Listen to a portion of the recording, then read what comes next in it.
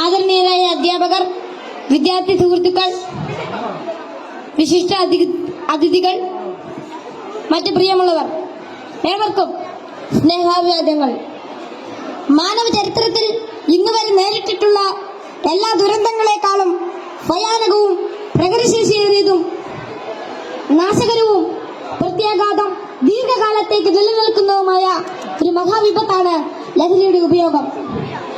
ഓരോ കുട്ടിയുടെയും ജീവിതത്തിലേക്ക് ഹരമായും ഉന്മാദമായും ഉറ്റ ചങ്ങാതിയായും മൃദുവാസത്തോടെ പടികയറി വരുന്ന ലഹരി മരുന്ന് ഏതു വിധേനയായാലും ഒരു പ്രാവശ്യം ഉപയോഗിച്ചാൽ പിന്നെ അതിന്റെ തോഴനും പിന്നീട് സന്തത സഹചാരിയായും അധികം വൈകാതെ അടിമയുമാക്കി മാറ്റുന്ന മാന്ത്രിക ശക്തിയാണ് മയക്കുമരുന്നിനുള്ളത്. മയക്കുമരുന്നിന്റെ ഈ മാന്ത്രിക ശക്തിയെക്കുറിച്ച് പറയുമ്പോൾ കടൽക്കിടവിന്റെ കഥയാണ് എനിക്ക് ഓർമ്മ വരുന്നത്. കൂട്ടുകാരെ, നിങ്ങൾ കടൽക്കിടവിന്റെ കഥ കേട്ടിട്ടില്ലേ? വെയിലാറുന്ന സായാഹ്നങ്ങളിൽ കടൽ തീരത്തിന്റെ മണൽത്തട്ടിൽ നടക്കാനാവാതെ അവശനായി കിടക്കുന്ന വൃദ്ധനെ കാണാം. കരുത്തരായ യുവാക്കൾ ഒറ്റയ്ക്ക് ആരെങ്കിലും അടുത്തെത്തിയാൽ തന്നെ അല്പദൂരത്തേക്ക് മാറ്റിക്കിടത്താൻ ചെറുപുഞ്ചിരിയോടെ വിനയാന്യനായി അപേക്ഷിക്കും. മനസ്സലിഞ്ഞ് സഹായിക്കാൻ തയ്യാറായാൽ എടുത്തു മാറ്റാൻ കിഴവൻ അനുവദിക്കുകയില്ല. തോളിൽ കയറ്റാൻ നിർബന്ധിക്കും. തോളിൽ കയറിയാൽ കിഴവന്റെ തനി സ്വഭാവം പുറത്തു വരും. തന്നെ വഹിച്ചവൻ കുഴഞ്ഞു വീണ് മരിക്കുന്നതുവരെ തോളിൽ തന്നെ ഇരിക്കും. നന്നേ ഭാരമുള്ള കിഴവനെ ചുമന്ന യുവാവ് മരിച്ചു എന്ന് ബോധ്യമായാൽ ഇറങ്ങി അല്പമകലെ മാറിക്കിടക്കും, അടുത്ത ഇരയെയും കാത്ത്. ഇതുപോലെയാണ് ലഹരിയുടെ ഉപയോഗവും. ഒരു പ്രാവശ്യം രുചിച്ചു നോക്കിയാൽ പിന്നെ രക്ഷപ്പെടൽ അസാധ്യം എന്നല്ല, എന്നാലും വലിയ പ്രയാസം തന്നെ. മയക്കുമരുന്ന് ഉപയോഗിച്ചിറങ്ങാൻ പ്രേരകമാകുന്ന ഘടകങ്ങൾ പലർക്കും പലതാണെങ്കിലും പരിണിതഫലം എല്ലാവരിലും ഏതാണ്ട് ഒന്ന് തന്നെയാണെന്ന് പറയാം. ഉപയോഗിച്ച് തുടങ്ങുമ്പോഴുള്ള രസവും കൗതുകവുമെല്ലാം മാനസിക സംഘർഷങ്ങൾക്കും ശാരീരിക പ്രശ്നങ്ങൾക്കും വഴിമാറും. പിന്നീട് ഇതില്ലാതെ ജീവിക്കാൻ കഴിയില്ലെന്ന സ്ഥിതി വരുന്നു. ലഹരിക്കാംശമായ പണം കണ്ടെത്തുന്നത് പ്രയാസമായി തീരും. അപ്പോൾ അതിനായി കുറുക്കുവഴികൾ തേടുന്നു.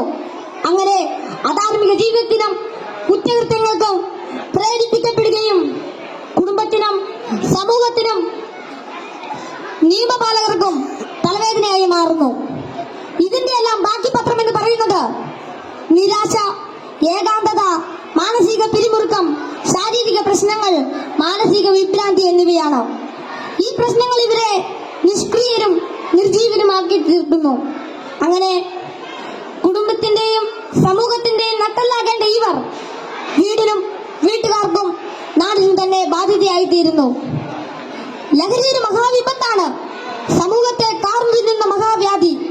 ഇത് ബാധിക്കുന്നതാകട്ടെ നാടിന്റെ സമ്പത്തും രാഷ്ട്രത്തിന്റെ അടിത്തറയും നട്ടലുമായ കൗമാരത്തെയും യൗവനത്തെയും. കുപ്പിയിൽ നിന്ന് തുറന്നുവിട്ട ഭൂതം പോലെ നമ്മെ ഒന്നോടെ വിഴുങ്ങുവാൻ വായ് പിളർന്നലറിയാർപ്പെടുക്കുന്ന ഈ ദുർഭൂതത്തെ നമുക്ക് ഒറ്റക്കെട്ടായി നേരിടാം. ലഹരി എന്ന മഹാവിപത്തിനെതിരെ സന്ധിയില്ലാ സമരത്തിനായി നമുക്ക് അണിചേരാം. മയക്കുമരുന്നിന്റെ ഉപയോഗത്തിനും വിതരണത്തിനും വ്യാപനത്തിനുമെതിരെ കൈയോട് കൈകോർത്ത് നമ്മെ തന്നെ കാത്തും കൂട്ടുകാരുടെ കാവലാളായും ലഹരിക്കടിമപ്പെട്ടു പോയവരെ ചേർത്ത് പിടിച്ചും ലഹരി വിമുക്ത നാളേക്കായി ഐക്യദാർഢ്യത്തിന്റെ ഉരുക്കുകോട്ട തീർത്ത് മുന്നേറാം. ഉറച്ച തീരുമാനവും വ്യക്തമായ കർമ്മപദ്ധതികളും കൃത്യമായ ബോധവൽക്കരണവും കൊണ്ട് നമ്മുടെ കൂട്ടുകാർക്ക് ചുറ്റും നമുക്കൊരു രക്ഷാവലയം തീർത്ത് മനവും കരവും ഒന്നായി ചേർത്ത് ഉറക്കെ പാടാം. ശിരസ്സുയർത്തി പറയുക ലഹരിക്കടിപ്പെടില്ലൊരു നാളും നാം.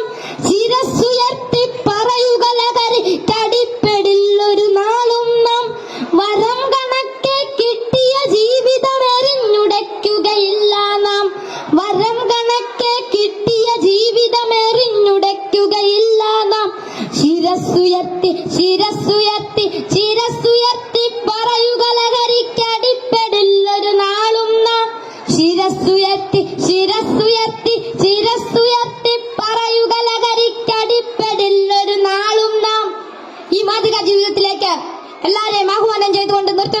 നന്ദി, നമസ്കാരം. Thank you all.